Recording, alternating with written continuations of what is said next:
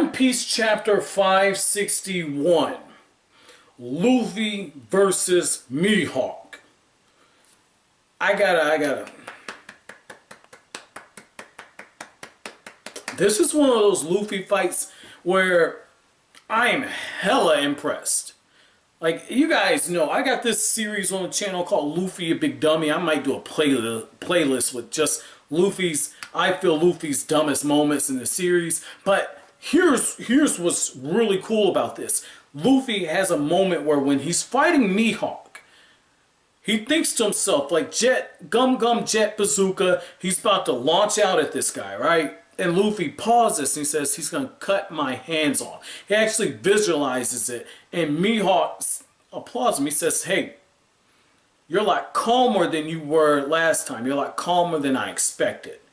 And what was completely nuts about this is Luffy is giving up ground, which is not something that we usually see Luffy do. He gives up ground, realizing he needs to take a few steps back in order to get forward, close to saving his brother. You got Hawkeye just slashing at Luffy, Luffy dodging, and you get this one shot that, when I tell you, I was like, the fuck just happened? Zoro wants to fight a guy like this. A guy like Hawkeye, who, with the swing of a sword, just the effect of it, he slices through the iceberg. Now, I get it. Zoro and Luffy's combined power was enough to split a tsunami in half. Okay, sure. This dude just split a fucking iceberg that was originally a tsunami wave in half. Not tsunami, damn. That's what I get for doing the Naruto scripts, why I even thought about recording. But splits a tsunami wave in half, okay? The iceberg is made out of that. So it's got all that weight in it, and then it's frozen, so it adds more to it. He cuts through it with the wave. All that density, he cuts through it. And that's just the shock wave, the air pressure from the wave. And you got this one shot where when Luffy does get cut, you know, he's flying back. Hawkeye comes in, he's got that sword, tries to pierce him. Luffy rolls out the way, and I'm like, oh, this is getting good. And you got the scene where Luffy's just doing the acrobatics, he's getting out of the way, and that's when it gets really good, because Luffy realizes, oh shoot, Buggy's in the air. Chop, chop, fruit, chop, chop this shit. Grabs Luffy, Buggy's like, you idiot. He's like, don't get, what are you mad for? He cut you. Like, that's some smart thinking on Luffy's part. And then they kind of team up. Buggy uses his Buggy ball, gives him an opportunity to escape. And when Mihawk is just like, oh, my name's Hawkeye, bitch. You're coming with me. We still got some fighting to do. That's when one of the Whitebeard swordsmen comes through. I think he's the commander of the 5th Division, comes in, and even Hawkeye says, like, hey, those other guys, those candy boys, I don't remember the names of trash. I do remember you, though.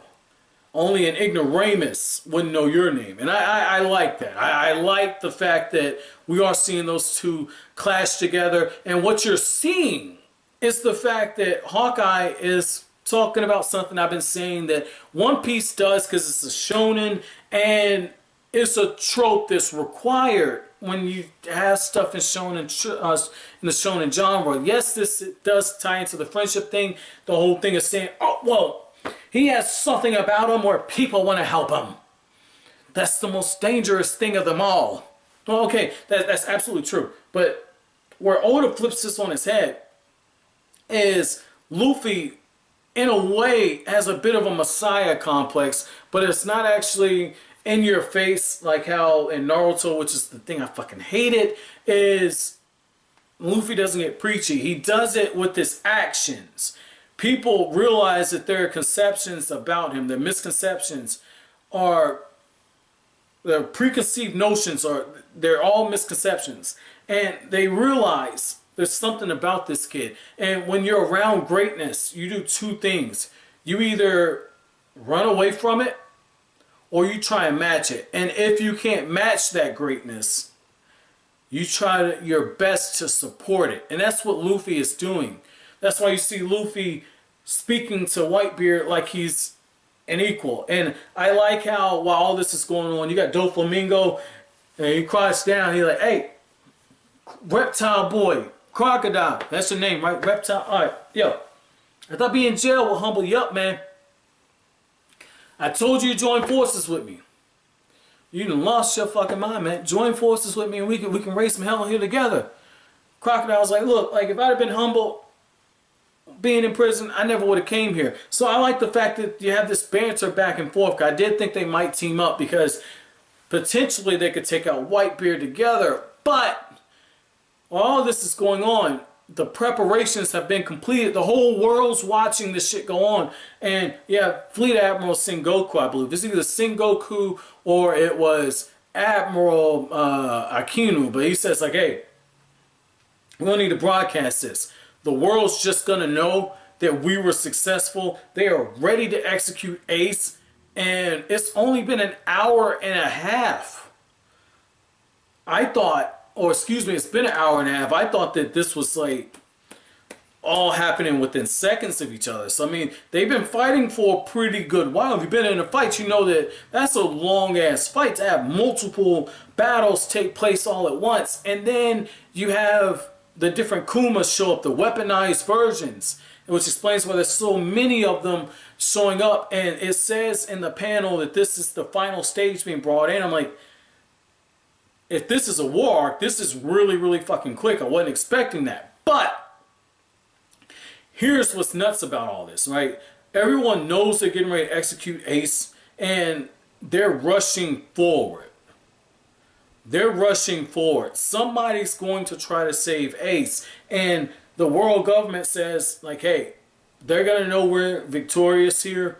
And so by not broadcasting, even if they don't kill Ace, and the Whitebeard pirates actually win and they take over Marineford, what's going to end up happening is they can spin the narrative that they actually won. So it just shows you, it's what Doflamingo said, justice will prevail. It's whoever can control the narrative. My chapter question to you guys is, what did you think about Ace's execution being moved up? What were your exact thoughts at this point in the story? But as always, guys, if you like anything I had to say, don't forget to comment, rate, subscribe, share. Thank you so much for watching to the end of the video, guys. Have an awesome day.